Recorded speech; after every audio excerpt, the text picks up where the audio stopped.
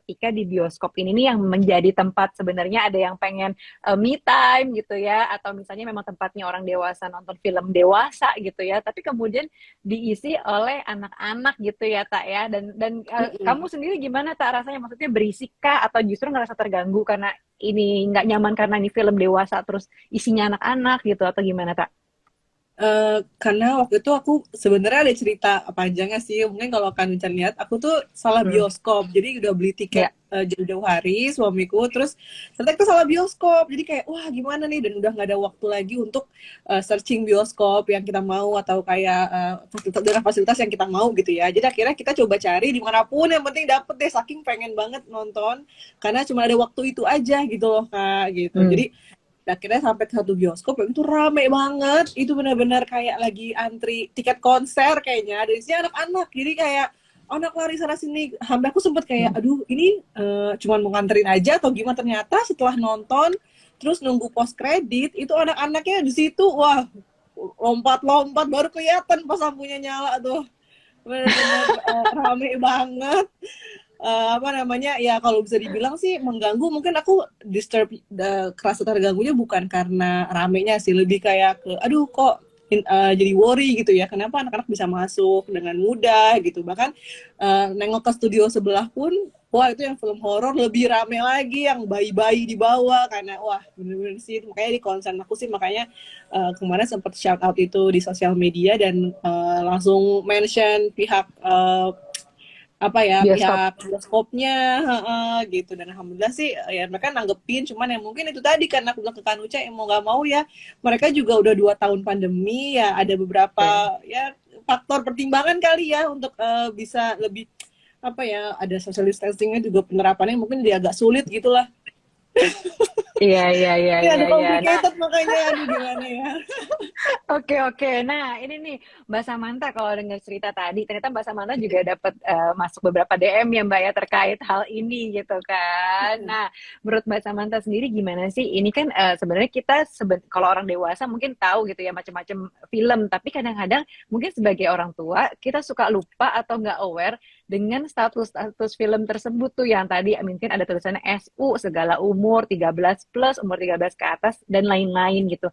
Nah, sebenarnya gimana sih Mbak, dan kenapa anak ini harus nonton sebenarnya sesuai dengan usianya, dan ini tuh sebenarnya yang perlu kita jaga dari pihak apa sih, bioskopnya atau pihak kita sebagai orang tua, atau gimana sih Mbak gitu yang harusnya apa ya, lebih aware dan lebih menjaga lagi. Silakan Mbak Samantha. Iya, banyak banget sebenarnya yang DM. Sorry tadi masuknya agak telat soalnya baru selesai makan. Nggak apa-apa.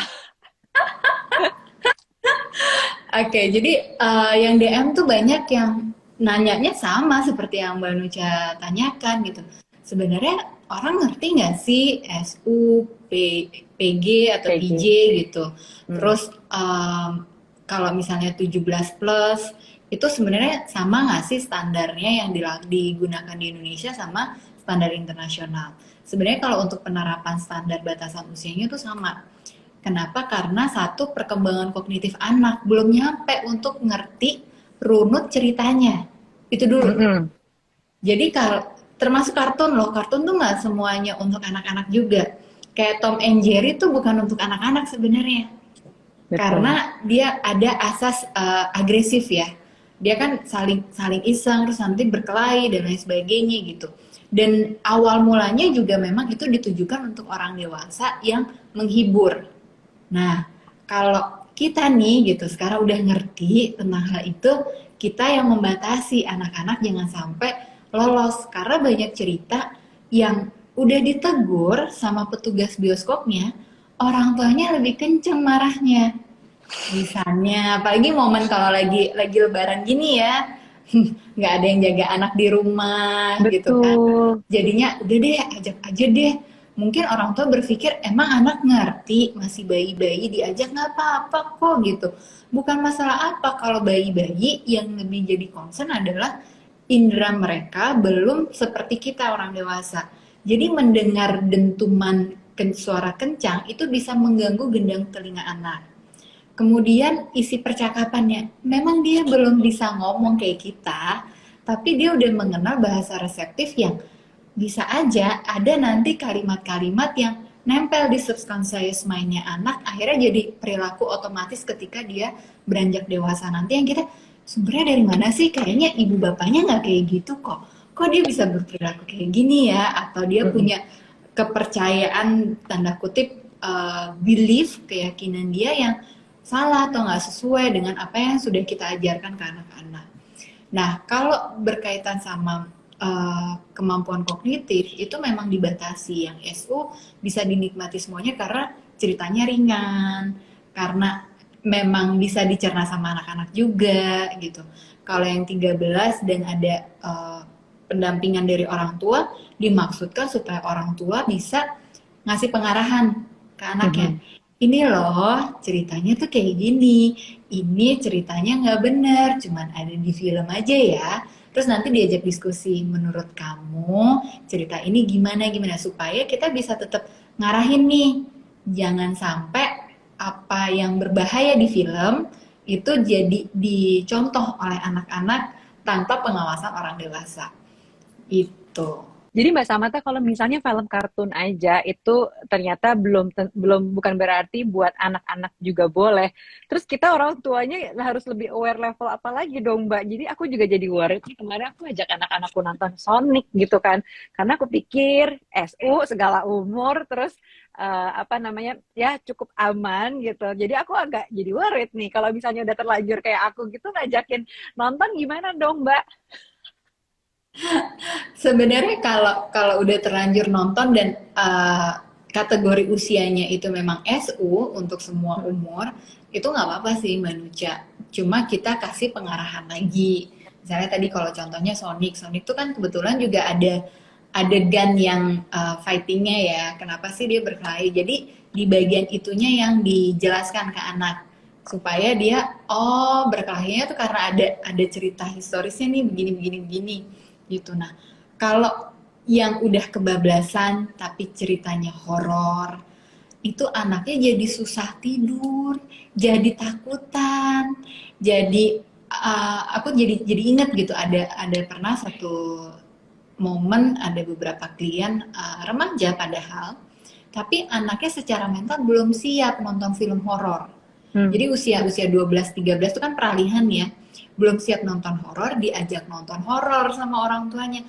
Akhirnya anak itu jadi ketakutan banget, ke kamar mandi jadi nggak berani sendirian, tidur juga jadi maunya tidur sama orang tuanya lagi. Intinya ada perilaku yang regresi ya, yang menurun dari usianya dia yang sebetulnya sudah dia bisa. Ya mau nggak mau kita perlu memperbaiki itu lagi, membangun rasa beraninya anak lagi. Kita bilang lagi, ya kamu takut karena film itu, yuk kita, itu kan cuma di film, nggak ada di kondisi nyata kayak gini. Mungkin kalau butuh kayak kasusnya klienku memang udah sampai dia saking takutnya masa mandi nggak pintu kamar mandi nggak ditutup gitu kan, semua orang jadi bisa lihat kan. Itu memang butuh pendampingan lagi dari psikolog untuk bikin anaknya jadi nggak trauma terhadap momen atau kejadian dia nonton filmnya, dan dia bisa jadi lebih berani lagi. Itu jadi dengan ada treatment untuk kondisi-kondisi tertentu yang memang kalau film-film yang berkaitan genre horor tuh memang seremnya bukan adegannya tapi suaranya, suara yang backsoundnya itu tuh nah itu tuh kayak aduh, kita aja takut.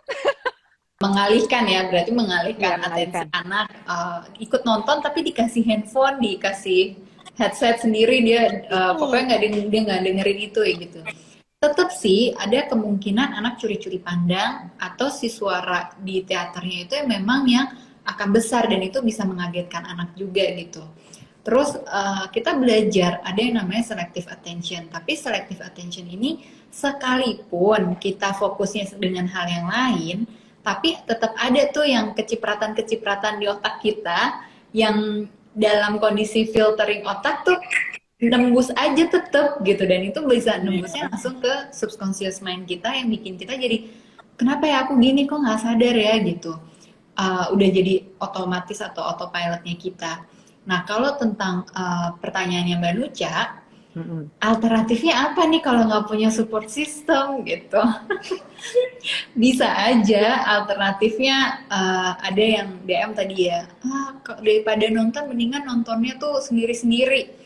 Ya gimana nonton sendiri-sendiri ya, orang quality time yang maunya pacaran berdua gitu kan, nonton sendiri-sendiri itu gimana ceritanya. Nah, Mm-mm. kalau kita misalnya pentingnya kita punya temen satu geng gitu ya, satu kelompok kita benar-benar inner circle kita, ya salah satunya untuk sebagai support system pengganti keluarga kita. Kalau kita anak-anak playdate ya, playdate di rumah siapa, gantian kan, untuk bisa mengakomodir orang tuanya juga pacaran gitu, bukan pacaran keseringan anaknya dititipin playdate ya, tapi memang di momen-momen yang spesial kayak ini gitu yang kayaknya aduh penting banget nih gitu, dan bisa dilakukan itu, mereka juga terbuka, itu bisa jadi satu opsi. Atau ada juga loh sekarang jasa-jasa yang menerima penitipan anak untuk nonton. Nah, itu bisa Oh ya, dicari informasinya. baru Iya, tahu aku. Oh ada. Di Bener mana itu tuh Mbak? dibutuhkan sekali ya, sebenarnya itu solusinya ya. Jadi orang tua bisa nonton, bener. mereka sambil main di playground tapi terpisah gitu ya. Iya. Di mana Mbak Samantha? Kok aku baru tahu loh. Ada beneran nih. Ya kalau aku dapat informasi kayak di grup-grup gitu loh. Jadi memang kayak dia biasanya guru sekolah, terus udah deh gitu.